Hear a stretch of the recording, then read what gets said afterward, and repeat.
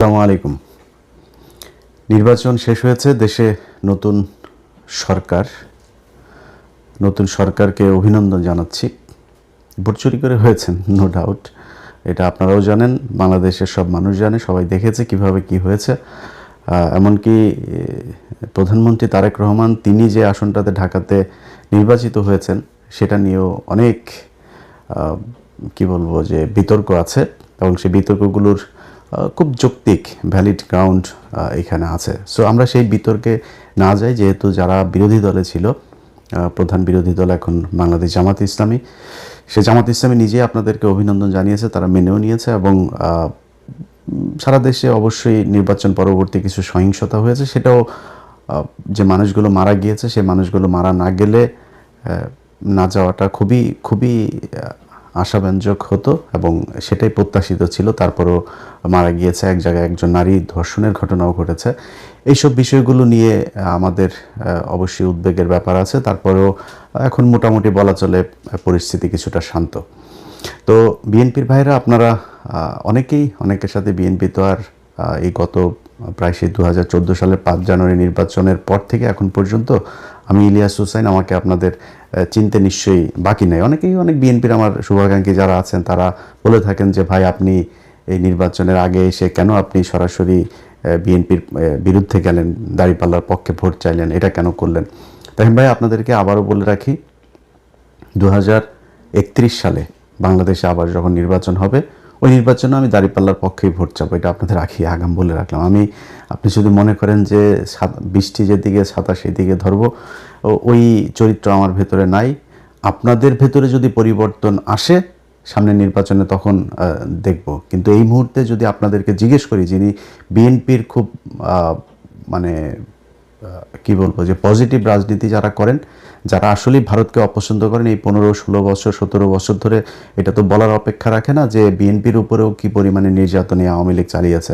তো আপনাদের চোখের সামনেই ঘটেছে। আপনার দলের যিনি প্রধান আছেন তিনি এই প্রায় 20 বছর যুক্তরাজ্যে কাটাতে হয়েছে, তিনি দেশে যেতে পারেন নাই, তাকে মারা হয়েছে, তাকে হত্যার উদ্দেশ্যেই তাকে নির্যাতন করা হয়েছে। এগুলো এই বাংলাদেশে ঘটেছে। এবং বেগম খালেদা জিয়া তিনি যদি নাকি বেঁচে থাকতেন তাহলে এই নির্বাচনের পরের অবস্থাটা আরও অনেকগুলো সংকটের অনেক সহজ সমাধান হয়ে যেত। তো তিনিও যে মৃত্যুবরণটা করলেন, আমার বিশ্বাস যে তাকে তিলে তিলে মৃত্যুর মুখে ঠেলে দেওয়া হয়েছে। অনেকেই মনে করবেন যে না, উনি এখন মারা গিয়েছে এই জন্য হয়তো অভিযোগ করেন, কিন্তু ওনাকে স্লো পয়জনিং করা হয়েছে। যদি সেটা করা নাও হয়ে থাকে, উনি যতদিন ধরে দেশের বাইরে চিকিৎসার জন্য যেতে চাচ্ছিলেন তাকে চিকিৎসার জন্য যেতে দেওয়া হয় নাই, অহেতুক তাকে জেলখানায় আটকে রাখা হয়েছে, তাকে মৃত্যুর মুখে ঠেলে দেওয়া হয়েছে। এটা অস্বীকার করার কোনো কারণ নেই। তো এই যে নির্যাতনগুলো চলেছে, আপনাদেরকে একদম মুখ পুছে ফেলার, মানে বিএনপির কিছু লোকজনের অবস্থা দেখলে মনে হয় যেন আমরা তাদের বিশাল আকারের শত্রু। ভাই, নির্বাচনে আপনি যদি চান কোনো প্রতিদ্বন্দ্বী আপনার থাকবে না, সবাই আপনার পক্ষে কথা বলবে, তাহলে তো হাসিনা যেরকম নির্বাচন করেছে সেই নির্বাচন হবে। আপনাকে প্রতিদ্বন্দ্বী নিতে হবে এবং প্রতিদ্বন্দ্বীদের চাইতে ভালো আপনাকে করে নির্বাচনে জয়ী হতে হবে। এটা এবার যেমন ছিল, সামনে যখন নির্বাচন হবে সেই নির্বাচনেও আপনাকে মাথায় এটা রাখতে হবে। এবং সেই প্রিপারেশন যদি আপনার না থাকে, এবার জামাত ইসলামের সাংগঠনিকভাবে তারা আপনাদের সাথে হয়তো খুব নমনীয়ভাবে দেশের একটা ক্রান্তিকাল চলছিল, এই মুহূর্তে দেশের ভেতরে যদি বিশৃঙ্খলা, আমি আল্লাহর কসম করে আপনাদেরকে একটা কথা বলছি, আমি নির্বাচনের পরে জামায়াতের আমিরের সাথে কথা বলেছি, সেই কথার ভেতরে একদম উনি যা বলেছেন, আল্লাহর কসম করে বলছি, আগেই বলছি, উনি যা বলেছেন সেই কথাটাই আপনাদেরকে বলি। ওনার মুখ দিয়ে বললে হয়তো আপনাদের বিশ্বাস নাও হতে পারত। আমি ওনাকে জিজ্ঞেস করেছিলাম যে আপনারা নির্বাচনের দিন যখন সন্ধ্যার পরে বিভিন্ন কেন্দ্রে ভোট গণনা শুরু হওয়ার পরে আমরা প্রথম দিকে দেখলাম যে সবগুলো আসনে সবগুলো কেন্দ্রের ভোট যখন ফলাফল প্রকাশ হচ্ছে তখন দেখা যাচ্ছে যে দাঁড়িপাল্লার ভোট বেশি। হঠাৎ করে বিভিন্ন জায়গায় ভোট গণনা বন্ধ হয়ে গেল। প্রথমে নির্বাচন কমিশনের যে ওয়েবসাইট সেখানে দেখাচ্ছিল একদম প্রথম পরপর 5টা দাঁড়িপাল্লার, একটা ছিল ধানের শীষের। তো সম্ভবত টাঙ্গাইল 5 বা কোনো একটা আসনের ফলাফল দেখাচ্ছিল যে ধানের শীষের, আর সবগুলো দাঁড়িপাল্লার। এখন এই সময় এসে নির্বাচনের ফলাফল ঘোষণা করা বন্ধ হয়ে গেল। তো বন্ধ হওয়ার পরে যখন কিনা আপনি করলেন, একসাথে কয়েকটা কেন্দ্রের কয়েক ঘন্টা পরে আপনি দিলেন, 2-3 ঘন্টা থেমে থেকে তারপরে হঠাৎ করে একসাথে, যেমন তারেক রহমানের যে আসনটা খালেদুজ্জামান ভাই যেখানে দাঁড়িয়েছিল, খালেদুজ্জামান যখন কিনা সম্ভবত 17টা না কয়টা আসনের ফলাফল তারা একসাথে রিটার্নিং অফিসার আপনার সাইন করে দিয়ে দিয়েছেন যে এটার আলাদা কোনো খবর নাই যে কোন কেন্দ্রে কতটুকু, যেটা আমি নির্বাচনের আরও 1 সপ্তাহ আগে থেকে বারবার বলছিলাম যে কারচুপি যেটা হতে পারে, এই যে বলা হয় মানে আধ্যাত্মিক কথাবার্তা বলা হয়, ভারত আমাদের এখানে জোর করে বসায় দেওয়া যায়, ভারত যা চায় তাই হয়, আমেরিকা যা চায় তাই হয়, এটা আমি মানি না, এটা আমি মানতে চাইও না, ভবিষ্যতেও মানব না যে তারা এসে তারপরে ওই কালো জাদু করে তারপরে কাউকে ভোট বেশি পাওয়াই দেয়। এটা আমাদের দেশের যে ইঞ্জিনিয়ারিং যেই মেকানিজম সেটার মাধ্যমেই এটা করা হয়।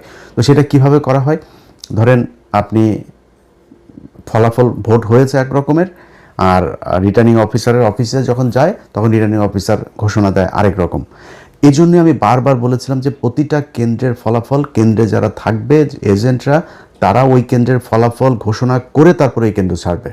কিন্তু জামাত ইসলামের বিভিন্ন জায়গাতে এই অভিযোগটা আমি নিজেও পেয়েছি যে জামাতের ধরেন এক জায়গায় আমি জামাতের একজনকে জিজ্ঞেস করছিলাম এই যে কি বলে মামুনুল হকের কেন্দ্রে, তো মামুনুল হক হুজুরের এই কেন্দ্রটাতে আমি 100% গ্যারান্টি দিয়ে বলতে পারি যে উনি পাশ করেছিলেন, বপি হাজ্জাজ এখানে পাশ করেন নাই, কিন্তু ওনার এখানে এজেন্ট নাই। পরে আমি জিজ্ঞেস করলাম যে এই কেন্দ্রটাতে এজেন্ট ছিল না, পরে উনি খোঁজ নিয়ে আমার জানালেন যে ওইখানে একজন নারী এজেন্ট ছিল, তিনার ছোট বাচ্চা ছিল, তিনি চলে গিয়েছেন, আরেক জায়গায় একজন গিয়েছিলেন নামাজে, ওই ফাঁকে যা করা করে ফেলেছে। সো আপনাকে এই প্রিপারেশন রাখতে হবে যে এমন একজনকে দিতে হবে যে 24 ঘন্টা থাকতে পারবে, যতক্ষণ দরকার হয় এই ফল বের না হওয়া পর্যন্ত তাকে থাকতে হবে।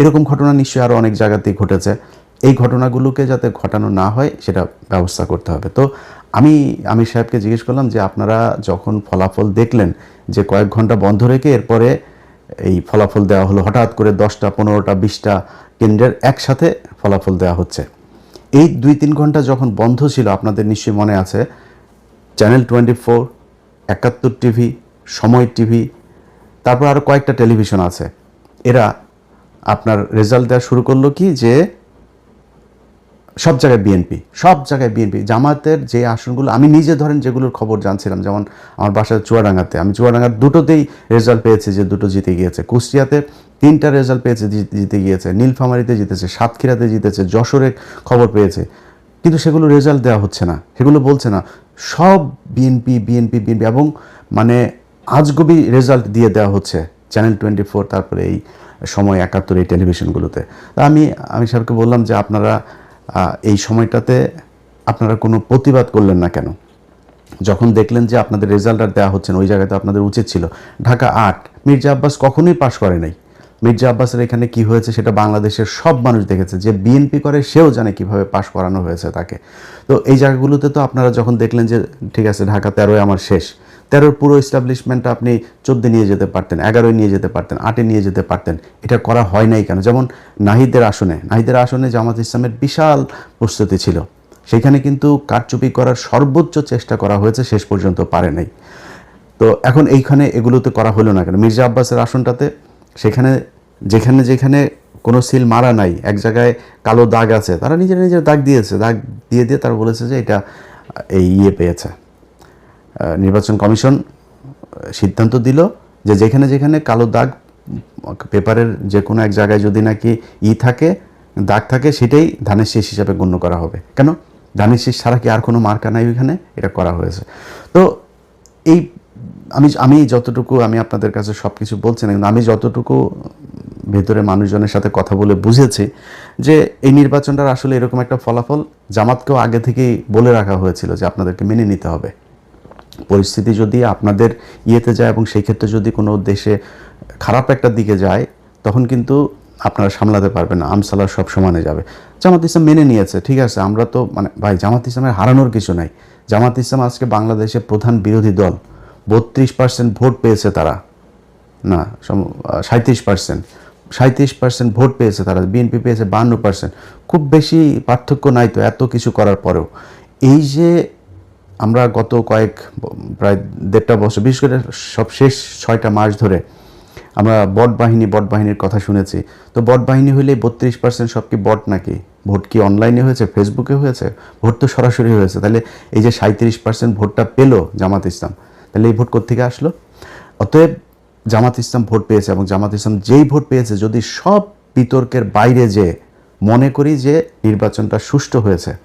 এই সুষ্ঠু নির্বাচন হয়ে থাকলেও জামাত ইসলামের জন্য বিশাল ব্যাপার। আজকে এই 2026 সালে এসে আমরা কথা বলছি, কারণ আমাকে যদি আপনি জিজ্ঞেস করেন যে ভাই বিএনপি জিতে গেল, আমি জামাত হেরেছে, তাতে সমস্যা কি? জামাত কি সারা জীবন ক্ষমতায় থাকবে নাকি? আমি জামাতকে পছন্দ করি, জামাত সারা জীবন ক্ষমতা, জামাত বিরোধী দলে যাবে, জামাত ক্ষমতায় আসবে, এটাই তো আমরা চেয়েছি। তাতে সমস্যাটা কোথায়? শেখ হাসিনা দেশে নাই, এইটার চাইতে সন্তুষ্টি আর কিছু নাই। এখনও ভাই, এখনও মাঝে মধ্যে ঘুম থেকে ওঠার পরে মনে হয় যেন শেখ হাসিনা কি নাই, আসলে এটা সত্যি কল্পনার ভেতরে আসে।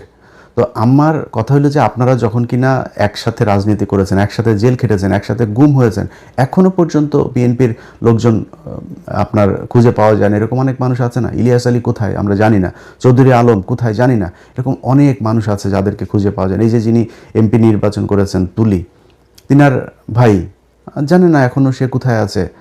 এই যে গুমগুলো হয়েছে, খুনগুলো হয়েছে, খিলগাঁয়ের জনি, তার বুকের মধ্যে 10টা না 12টা গুলি করা হয়েছে, মৃত্যুর পরেও তার বুকে গুলি করা হয়েছে। এগুলো কি ভাই অনেক দিন আগের কথা নাকি? মাত্র এই 2-3 বছর আগের মধ্যে এর মধ্যেই সব কিছু ঘটেছে। আজকে আপনারা কোথায় থাকতেন? সেই জামাত ইসলাম আজকে প্রধান বিরোধী দল, কথা বলতে পারে, তার একটা কর্মীর উপরে কোনো নির্যাতন হলে সরাসরি যায় সে প্রতিবাদ করতে পারে, সে সেখানে যায় মানে প্রতিরোধ গড়ে তুলতে পারে। তো এটার চাইতে বড় আর কি হইতে পারে? বিএনপি এখন ক্ষমতায়, ভাই স্বপ্ন দেখেছেন? এটা স্বপ্নেও কল্পনা করেছেন যে 2026 সালে তারেক রহমান প্রধানমন্ত্রী হবে?